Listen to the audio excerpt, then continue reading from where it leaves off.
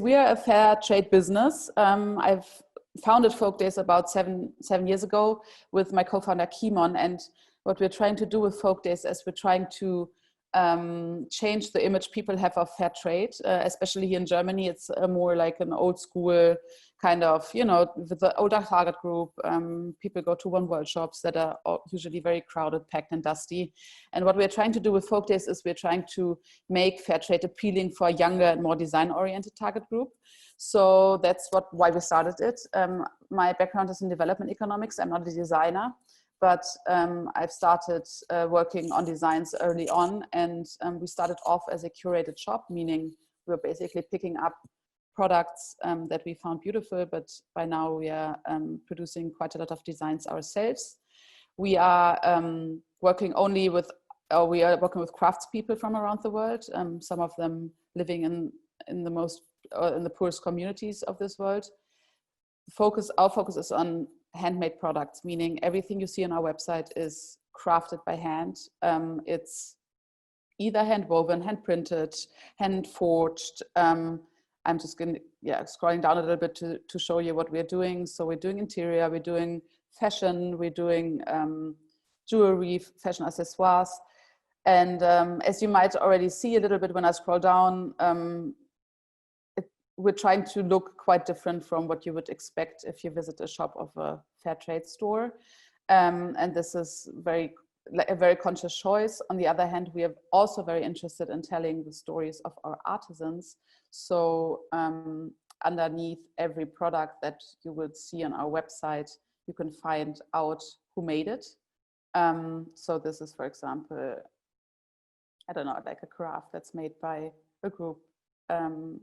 And so, they're in this case from Egypt. So we're trying to also focus on the artisan, the skills, the materials. We're trying to stick to natural materials that are indigenous to the regions we work in. So so our approach is very much focused on creating an image that's more appealing, and not wanting to say that none of the stuff that you find in the fair trade area is not appealing, but that is appealing to a younger, more design-oriented target group than before. And maybe this is a good starting point to go into the first presentation, because we are working with many, many people from around the world. So we are currently working with, we're working with 32 artisan businesses from 25 countries. First part of my presentation, since you are designers, I thought maybe it's interesting to you to get a little insight into how can you develop products, how can you develop designs with so many different groups from so many different countries without going crazy. So this is the title of the first part of my input. Just a brief overview. Folkdays, we are a small team of 7 people, and this is just to give you an idea of what kind of image products we're looking for.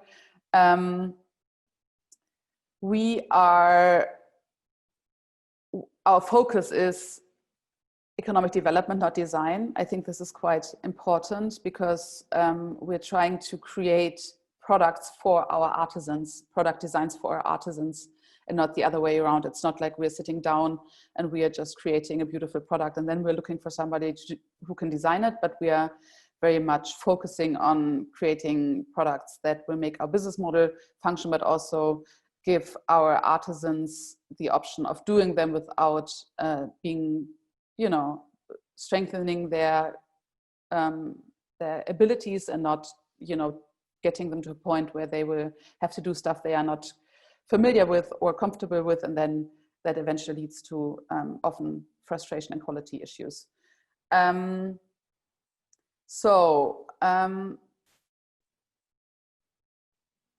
do we work? First, we meet the artisan. I mean, many of the artisans group I work with, I actually visited them in wherever they work, because what was very important was to find out what the capacities are. So what are they good in? What are they not so professional in? What kind of machinery do they have? What kind of materials do they have? So really understanding the environment of the artisan, the skills of the artisan, and also the problems that might involve, like, you know, if it's a very remote place, like will shipping become a problem, so on and so forth. So like really kind of getting a close image of what the circumstances of the artisan are like. And then another very important focus was always to, you know, look at the craft and see, because I'm not an expert, learn, you know, what kind of options there are, what kind of, you know, variations exist. Maybe also sometimes I found it very interesting to also talk to artisan businesses I worked with about maybe their, you know, their origins of the craft, of the design, because sometimes you find like beautiful products that they don't produce anymore, but you still have some people who know how to do it. So getting, you know, doing a little bit of research on, I don't know, like dyeing techniques, weaving techniques, before you meet the artisan, I always thought was very helpful. And then really kind of figuring out, you know, what is the skill set and what are the aspects of that craft that they are especially good in. And then that's like the third step is almost the most important one, really being very honest about what's possible and what's not. Really trying to understand, okay, this particular artisan group is really good in, let's say, ikat weaving or dyeing or working with this specific natural material. And then also considering like what's the limits, like what is, and I said that before, like, do they have a sewing machine? Can they sew? Is it professional enough so you can actually create products that have a finishing that you can then sell for a certain price? Or if not, like, how can you be careful when you construct a design to take that in? One very important aspect is always also like, are there ingredients available to produce products like zippers and, you know, buckles and dies? Because you could create a beautiful product, but then if the zipper is very low quality, this might become a quality issue. So really trying to figure out like what's the setup, what's the abilities, what's the options. Maybe one example, we work with a group from Laos. It's a tribal group called the Khmer, and we sourced through a museum in Luang Prabang. And this specific group only has access to chemical dyes from China, which is a problem because they don't fit our European standards of dyes. They're not ASO-free and they have other problems. So, for example, with them, we were discussing and they developed, or they reactivated a dyeing skill they used in the past of dyeing jungle wine black that they hadn't used for a long time because they had this dye, but we were like, okay, we can't use this dye. So, you know, so finding out these things, like, do they have canalization? If they don't, then we try to avoid chemical dyes. So really kind of getting a very broad image of everything that's going on. So fourth step that we defined in this design process is it possible to base our design or your design on an existing product? Because we've noticed that it makes a difference coming up, and I don't say coming up with an entirely new design because we would always base it on the material and skills of the artisan, but coming up with a new design using their skills, or just, you know, maybe finding a product that they've already done in the past that is quite close to something that could work for our target group, and then trying to you know, kind of change the product from there.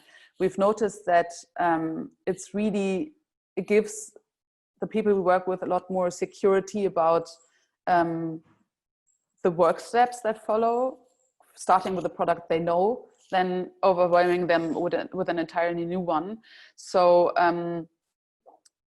yeah, this is, for example, I just give you a small example. We wanted to do like a little half moon rattan bag in the past, and you know, on the left you would see this is kind of we're not pros, so this is kind of what we sent as a technical drawing. So we used like a bag they did, or it was very far away from the design. We used it as as the basis. I mean, basically we sent them the design and they sent us this.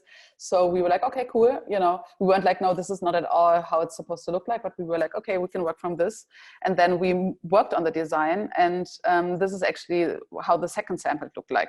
So I think it's a really kind of interesting example. And I know that for a lot of designers, this sounds very, maybe, you know, strange. You know, why would you take a design that's very different and then turn it into something? Seems a lot more complicated than just, you know, creating a new one. But we feel like, I don't know, we are all human beings, and I think always starting from something we know makes us more secure than, you know, feeling challenged by something entirely new. The fifth step that we have in this process is that we finish the product. So this is something that is a good bridge to the next presentation I'm going to do on business basics, because this is something that often for designers feels really kind of counterintuitive, because usually, or I've noticed that some of the most beautiful products that are created in a co-creation process or however, or in our co-creation process, are usually the ones that take the most time, and also are maybe the ones that are the most complex. So in the past, we have had situations where we've worked with people on a design for a quite long time, and then we've realized, you know, it's just so far away from what they're used to, and it complicates the process so much that it's really important to then decide, you know, is this worth it, and is the complexity too high? So this is something that is a little frustrating, because it usually comes at the end, and we call it, sometimes you have to kill your darlings, but I think it's super important, because I'm talking to you guys as somebody who has a business that creates designs or co-creates designs. And I think for this, it is essential to be honest to yourself, because the mistakes we've made in the past were always products that we were like, okay, you know, I think it might be too complicated and too expensive, and it always blew up in our faces because we had quality issues, or the prices were too high and we couldn't sell them. So just to give you a brief summary on what we call at Folkdays strength-based designing. So really important, base the design on what's possible and avoid stuff that's not possible or that would be very hard to do. If possible, you can base or try to base the design on existing products, because this usually makes artisans more comfortable, you know, in exploring new things. And then one thing that is also something that we've learned is to really reduce complexities. And that's something that I just touched briefly, but in the last point, but, you know, try to, especially if you start working with artisan businesses, try to avoid stuff like sizes, or, you know, we've noticed that colors can sometimes be a bit tricky. I mean, you know, you can set up a tone color, but, you know, it looks different on every screen. And so if they dye it, it will very much differ from, very likely differ from what you had in mind. Actually, that's not only a topic for artisan businesses. I think that's for everybody who works, you know, not in the same place. So what we've decided to do is to work more with safe colors, we call them. So to give you an example, you know, if you have a yellow and the yellow shade is not the way you wanted it, it might be very hard to sell a product, because a not nice yellow is really hard to sell. But if you stick to colors like, you know, black and gray and blue, the tones can differ, but it still will probably make the product sellable. I think, for example, red is a not safe color, green is a not safe color, because it can go from frog green to forest green. It might be really tricky to, you know, sell a kimono in frog green. And so, yeah, so these are just things that we are trying to consider when we develop a design. And yeah, maybe like a last little thing, choose crafts and materials that are easy to ship and store. I think that's something that I'm going back to later, but, you know, I've met a lot of communities that work with baskets, for example, and they're beautiful baskets, but it's really hard to start off with a basket company, because they're usually not very expensive. You can't sell them very expensively, and also they're taking up a lot of space for shipping if you don't come up with a, you know, design that makes them foldable or stuff like that. Yeah, so I just put together some more examples that might be interesting to you, you know, where we took a product that an artisan already made and then actually we developed them and then turn them into a different design. So this is, you know, going from a block printed, from a pattern that an artisan developed for us, to a kimono that we made out of it.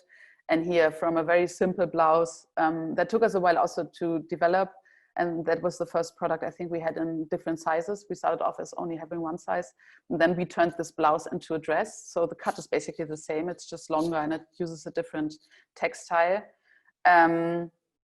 So then, of course, I mean, what we are asking ourselves, or this is why I was also hesitating for a long time to call ourselves a brand or a design brand, because, you know, the question would be, so are you even designing if you're basically taking, you know, like the skills the skills the artisans have and the materials, and maybe even basing them on a product? And I think that's a really good question. And I think for us, we're in a very quite easy position, because we never, you know, there was never our goal to become a design company or something like that. So what is really important to us is that if we develop products with our artisan groups, that we don't say this is our design now, meaning that you can't sell it to anybody else. So we're trying to not keep a design exclusively to us, even if it is a design that we created with them. We say, okay, you're free to sell it to other people as well, because in the end, we're doing what we do not because of that we want to create the most beautiful products, but we want to create a social impact and an economic impact. And if our artisans can find other people who are interested in the products we develop with them, that's good for them, right? So, so yeah, question is, does it work? And I think it works. I mean, it's a process it has been a process for us. So we didn't start off like this. It was more like, you know, having problems again and again, and then kind of learning from that and developing in a way. And I think what you can also tell us that the basis of how we started this is, I'm not a designer, as I mentioned before, so really kind of very, very pragmatic, and like, how can we, you know, make a very complex business model a little easier for us to manage it. So yeah, so we have rarely quality problems, which is amazing. I mean, I've said before that we work with like very different countries, and some regions are extremely poor, and which doesn't mean that the crafts isn't excellent there, and usually actually in poorer areas the crafts are even better, because they're still producing for their own community. So through our approach, it's pretty much possible to work through email and WhatsApp on designs, because they're not super complex and they're not overwhelming for them. And we rarely have to have a physical sample sent by them. And then there's a lot of, time saving, of course, because it's, you know, you don't have to, the sample development is a lot faster. We try to avoid having samples shipped over to us. Usually, we try to create a situation where the pictures of the products will be enough for us to say, okay, that works for us. And I think that's one of the most important points. Our artisan groups, they're not, I feel like they're not overwhelmed, but they're more confident, and they feel like we see them what they're good in, and not, you know, trying to always improve or, you know, optimize them into a direction that is maybe not helpful to them. If somebody asks me, like, how can I start my own business, or how can I start selling a product? And this is basically the, I don't know, like 5 steps that I would consider useful. I think there are probably a million more out there that other people would, you know, suggest. So this is just maybe in a nutshell what I'm thinking about this. And at the end, you definitely have some time to ask questions. This is more or less how I went on when I decided to start a business. So, so I divided this part of the presentation up into 5 questions. So what's important for my business plan? How do I find the right price? How do I find and use my sales channels? How can I get a product from a product to a brand? And how do I start an online shop? And first of all, a lot of people ask me, like, do I need a business plan? And especially if people come from a more creative background, they're like, well, do I really have to do this? And I think that I think it's really important to do it, because when you write a business plan, you're forced to say what exactly you're trying to do. And I think this is really useful, because then you also understand when you write it where you might not have had a solution yet, or, you know, where you're still being very fuzzy, and it forces you to, you know, also think about, you know, do I have a target group? Like, who do I want to sell it to? What prices are they paying? And so on and so forth.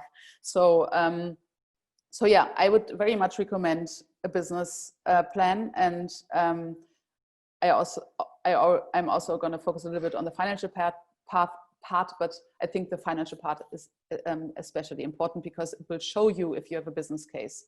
And you can also be a designer and not wanting to start a business, and then you don't need that. But if you decide to sell a product, you need to know if this product is sellable. So this is really important. So as a little like first suggestion from my side in terms of your business model, I have one overall suggestion, which is start off as simple as possible. And what do I mean by that? And I've already talked a little bit about it when I talked about our design approach. What's really important, especially for a business model like ours, is, but also it can be, when I say for a business model like ours, is where we work with people from around the world, but it can also be very helpful if you actually design and produce in the same country you're selling to things, is think about easy shipping. Just to give you a small example, a good friend of mine started a furniture company where they worked with refugees from different countries to build furniture, and they didn't really think about how complicated and how expensive it would be to ship these products to the consumers. So this ended up being a huge problem for them, because it basically meant that they had to make the stuff a lot more expensive than they wanted to, or charge people a lot of shipping costs, which they weren't willing to pay. So I think thinking about this aspect is really, really important.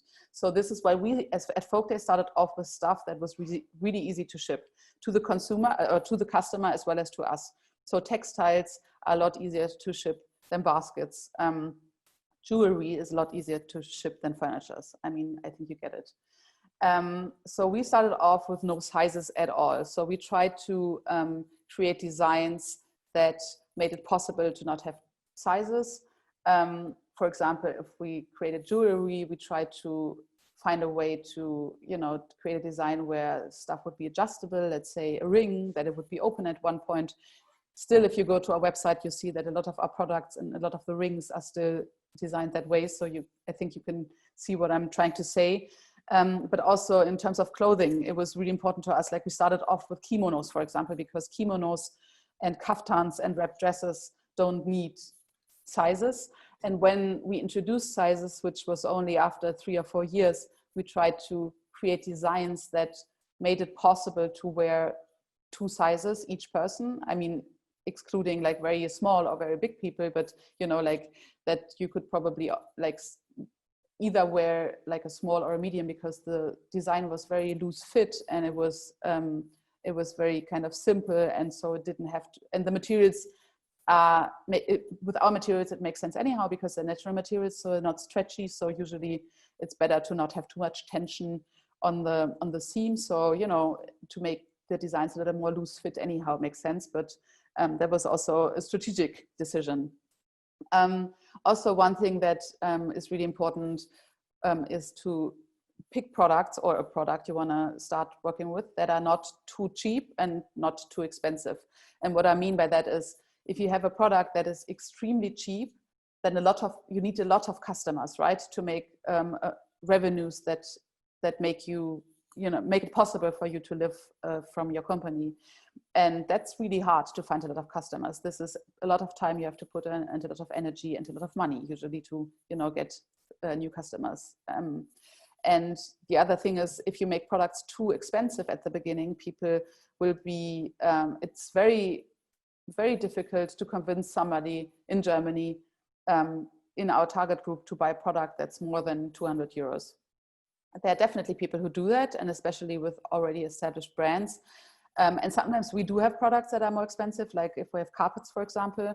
But in general, we try to stay below the 200 euro kind of threshold, because we've experienced in the past that especially if people have to buy it online, there's a certain, people in Germany are still quite hesitant, I sometimes feel, towards online shopping, especially buying expensive stuff. So this is just something that we took as a learning point, but definitely has to do with the product. I mean, if you're selling an electronic, of course, there's a certain price you have to take for it. I've mentioned this before, but I'm just going to say it again because it's something that is worth noting. Design shouldn't be too complex to make it so really stick with the possible and not with the ideal. Really try to incorporate that into your design. If you have a producer and you're not sure that the quality of ingredients, for example, for a bag is high quality enough or durable enough, try to create a design that doesn't need this ingredient. So if you go on our website, you see there are a lot of bags that don't have zippers and they don't have closing. And that has a lot to do with the quality of ingredients that is available. And then also, I think one point that is worth mentioning, and I think this is something, maybe also designers think about this, but this is something that we only came up after selling for quite some time, is there are certain products that are not a lot more complicated to make and a lot more expensive, not a lot more expensive to make, and you can still take a lot more money from them, from the customer, because the customer is willing to pay more for it. So I've just written down some examples that I find always interesting. Let's compare a vase with a cup. I'd say a person is not willing to pay more than like 20 euros or maybe 25 euros for a cup to drink coffee out of. But a vase that you use for decoration purposes in your apartment, people pay a lot more on. So I think it's totally fine to take, 50, 60 euros for a vase that doesn't use so much more clay than a cup, but people, identify as a design object and they are willing to pay more for. Another example that we've come across is that people are willing to pay more for a dress than for a shirt, although of course the amount of textile you use is a little more, but the effort, I showed you in the design presentation the blouse we turned into a dress, so you have tiny amount of textile edited in comparison to the price you can then take for a dress. Maybe that's also because then if you wear a dress, you don't need to wear anything else. And with a shirt, you always need pants as well. But I have no idea why that is, but I feel like people are willing to pay more for a dress than a shirt. And another example is a scarf versus a wall hanging. And that's very similar or quite similar to the vases versus cups. I think the difference is sometimes not that big, but a wall hanging is a piece of design that people are willing to pay a lot for, while a scarf is something that they use maybe in an everyday situation and they are not willing to pay that much for. So it's maybe something to keep in mind. So the second point I wanted to make regarding the business plan is finance. I think it's really, really, really important, as I said before, to have a financial part of your business plan, because I think it's very important for you to know and get an idea of how many products do I have to sell to get to a point where the margin that I calculated will actually make it possible for me to live from this, and also maybe possible for me to employ other people. How many products do I have to sell a day, a week, a month? Because this is something I think we are all, when we start off, sometimes a bit naive about. And for me, it was really important to be like, okay, do I think it's realistic that in the first month I'm going to sell one product a day, or 2 products a day, and then deciding, okay, maybe that's not super likely, so maybe I'm going to change the numbers a little bit. I think it's really, really kind of important to manage your own expectations as well and not be disappointed if it takes longer than you expect to be able to live from what you're doing. And it's really important, and this is why you will soon see the next slide. It's really important to also know what your fixed costs are. So what is the amount of money I need out of this business, and what does that mean in terms of my product and my trading margin? The trading margin is basically shows you the relation between the product costs and what amount of the price that the product is sold for you can keep for yourself. For the back of your mind, it's important. That doesn't mean that it's only for your fixed costs, but usually you have to use this money to also buy new products. So that is a very, very important factor. But I think it's a really important number that you should be aware of, and that the most important question is, what can I sell this product for? Because a lot of people I know go the other way around, and they develop a product and then they know the costs of the product, and then they try to make a price that gives them the right margin for themselves. And that is usually problematic, because in many cases that leads to a price that is usually too high, and then people are frustrated and then you have to reduce the price later on. So it's really, really important to start the other way around, because in the end, somebody, I think in the end, we all have a very good gut feeling about, how much do I think people will pay for the product. And if you don't have a good gut feeling about it, that's not a problem, but just go out and ask people. So when I started Folkdays, we did like price workshops, and we showed people products, and we asked them like, what would you pay for this product, to just get a little bit of an idea of what that is. What's then important, if you have the price that a person would be willing to pay for a product, what's really important is that you have to deduct the value-added tax. But I get back to that later. But it's really important for you to then see, if this is the price that I can get for my product, and this is the cost that I have for the product, like how much money will there be left for me to, one, pay myself or pay somebody else, and two, support my business, meaning pay my rent, and three, buy new products. So this is of course only the case if you have products in stock. I mean, if you produce on demand, that's a different calculation. And also what's important, if you set the selling price and if you have the costs and you can calculate the margin, then you will very soon realize, is this a product that I can sell B2B? Because if you don't have a very big margin on the product, meaning that you can't keep a lot of the sales price for yourself, that would mean that it will be very unlikely that you will be able to sell to other stores. So this is also why we started off at Folkdays with only selling to customers, like private people, and not to other stores, because we knew that our trading margin we had to keep for ourselves and couldn't, give part of it away to other stores in order to sell more. So this was a strategic decision we did quite early on. And now this is an exercise that people usually hate. And if I give workshops, I usually make them calculate a trading margin for their product or for a product they just have to come up with. I think afterwards I can send you the slides so you don't have to note this down. And I'm sure that some of you already know this by heart, but for others, I'm just gonna go through it once and give you a little bit of an idea. So you always, like if you have an already ready product, you have usually a production price. And at Folkdays, we do it that way, that we say the production price includes, it's in our currency, and it usually includes shipping costs and other costs that we invest into the product until it's here in our office in Berlin and we can start selling it. And then the most important question, as I said earlier, is how much can I take for this product? And this is something, as I said, if you don't have an idea about it, you should definitely talk to people, because this is actually a very important number. So in this case, I set to give you a fake amount. Let's say we have a leather bag and we think we can sell this, we buy it for $50 and we sell it for 100 euros, and we sell it for 184.75. This is a weird number. I just took it so the calculation is easy. In the end, usually would probably say, okay, I can sell it for 150 or 149. And then how you calculate the net price is easy. So you, in Germany, deduct value-added tax, which is 19%, or actually at the moment is lower, but it will probably go back to 19% soon. So how you do this, I gave you a short calculation, meaning that from the sales price, you get to keep 125 euros. Which is very important because a lot of people forget to deduct the value-added tax.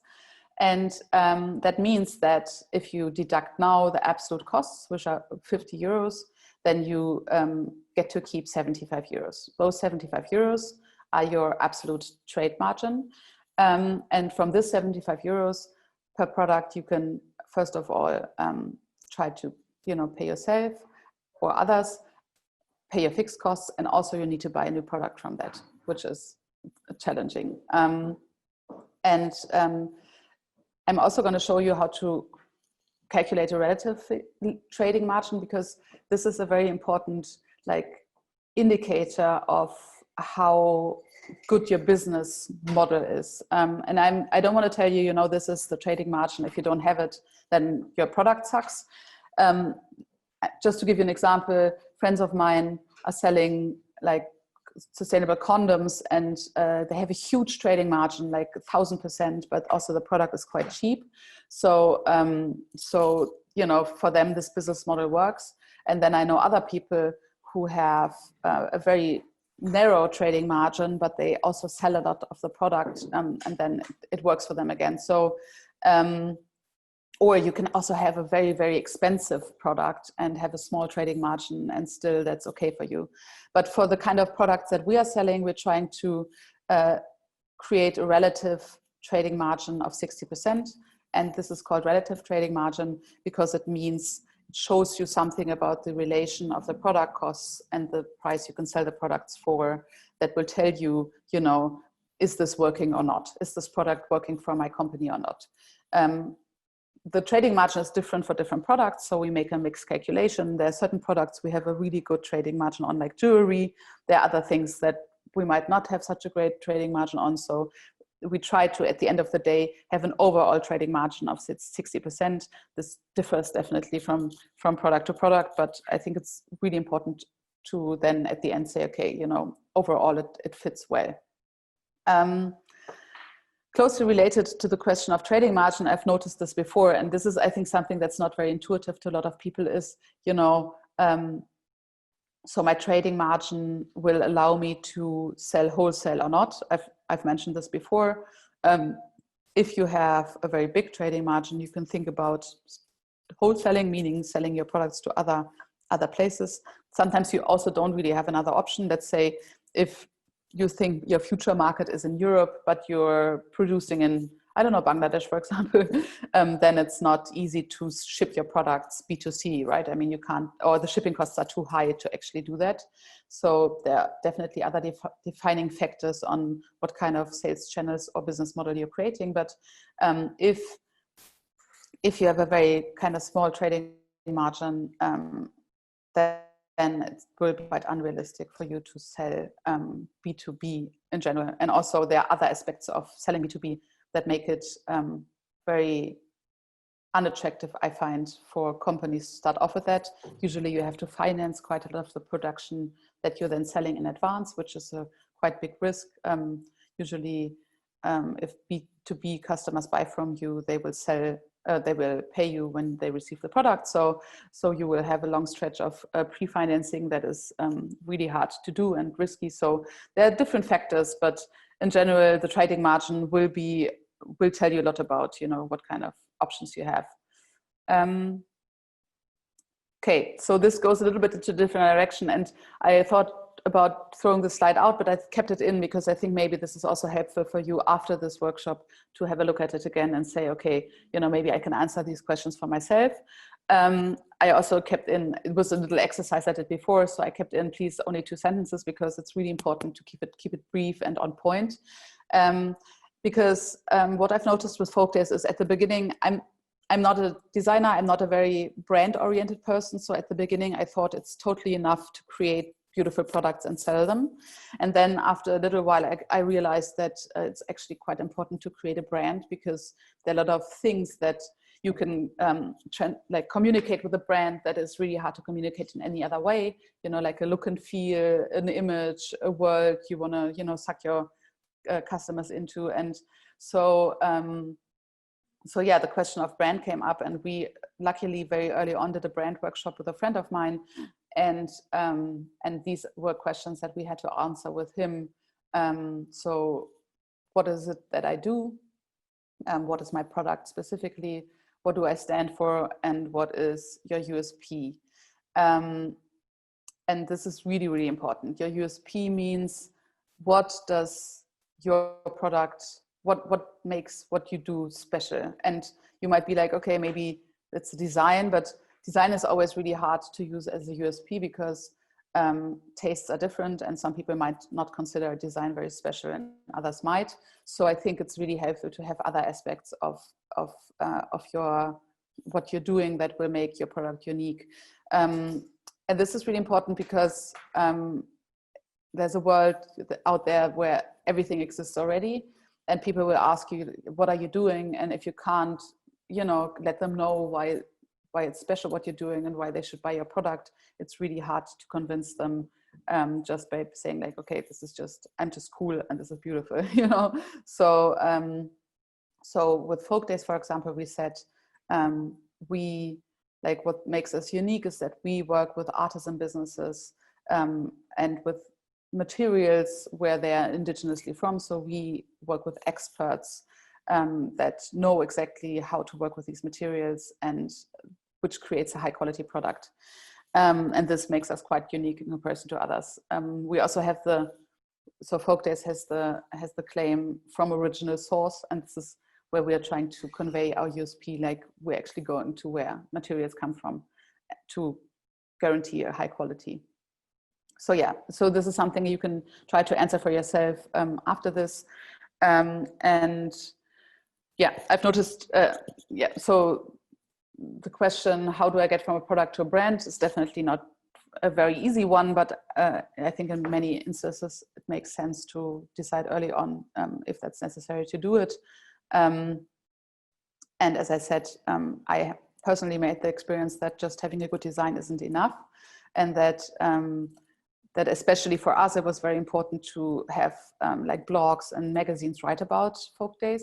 So it's really important if you want attention from anybody, from consumers, from blogs and stuff like that, that there's a good story that sets you apart from others.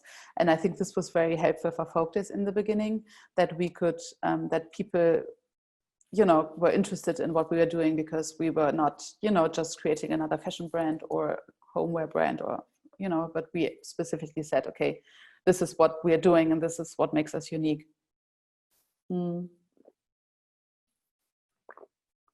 Then use social media to tell us the story and create a look and feel. At Folkdays, we're using at the moment mostly Instagram to do that, and I think this is really helpful. But I also have to tell you that you will definitely need to have a certain size channel in order to notice that you're selling through social media. I think social media can contribute quite a lot to the brand image and also the value of the brand, but at the same time, to actually see it convert into sales, you need to work a lot of time, and this is what we've done over the last year. So now we're at a point where we can, you know, say or see if we push a product that we can actually sell through Instagram, but you know, it has taken us a long time. Then another thing we've noticed is, and that is maybe also more relevant for a sustainable company, but I also think for companies in general, is don't only stick to pure sales messages, but also tell stories that don't instantly create sales for you, because that makes you a lot more authentic and sympathetic, and people are not like, okay, you know, every time I'm on their Instagram account, I feel like they just want to sell me stuff. But, you know, people are like, okay, you know, they take their time to also tell me about their story and why they're unique. So this is something that we've also found very valuable. And a last point that is really, really important to me personally, but also I think in general, a point that is nowadays worth making, that cooperation is key. If you're a small business and you don't have tons of money, it's super important to team up with other businesses that have a cool brand, that have similar target groups, that have similar challenges, and engage with them, you know, kind of try to collaborate with them, because in the end, your target group and their target group is so similar. So why not share them? And in the end, I mean, I think sometimes people ask me like, but aren't they competition? And I think my answer is always like, I think competition for us are the big brands that have tons of money and that are sucking their customers in just because they are so powerful and they're everywhere. I think everybody else who's trying to, you know, create an alternative to these brands is actually somebody I want to collaborate with. And so this is my take on it. And at the same time, doing it alone is also almost impossible. The last question, how do I start an online shop? And I think this I just put in because for many, many, many people, having an online shop is something that is really convenient, and it has become quite cheap to have an online shop, to be honest. I mean, there are a lot of custom systems where you don't need any programmers. You can basically just do it on your own if you're a little, you know, creative and talented. And so this is the first suggestion I'm doing, was saying, you know, first of all, first suggestion is, do you need an online shop? And I think by now there are a couple of brands that purely sell through Instagram and personal messages, and I think that works quite well for them. So I think this is a very, very valid question, especially in times where everybody has a PayPal account. So do you need an online shop, especially to start off and to maybe also try out? And then if you decide to have one, don't build a shop for yourself if you're not a big company already. Really try a shop system that is already out there, and you might pay 20 to 30 euros a month, and you have everything there. So this is really, really helpful. One suggestion I want to make, because this is something that I've come across that is a problem for many: don't wait too long to put your shop online. It doesn't have to be perfect. It's really important to start the learning process. Go online as early as possible. I mean, of course, you don't want to, damage your brand, but it's better to, learn by doing it than to wait until the point where everything is perfect and you will never go online. This is especially important for perfectionists. And then as a last point, this is not only if you have an online shop, but in general, if you start your own brand, don't buy too much stock in too big quantities, because this will, be a quite big problem for you if you can't sell it. Rather try out with like smaller companies and different products, and figure out, oh, this sells well. Oh, okay, then we're gonna develop more into this direction, or this color doesn't sell at all, so maybe we're not gonna order this again. Really try to keep the range broad and figure out, different things along the way than just, trying to figure everything out in your head. Thank you, Lisa. That was so great.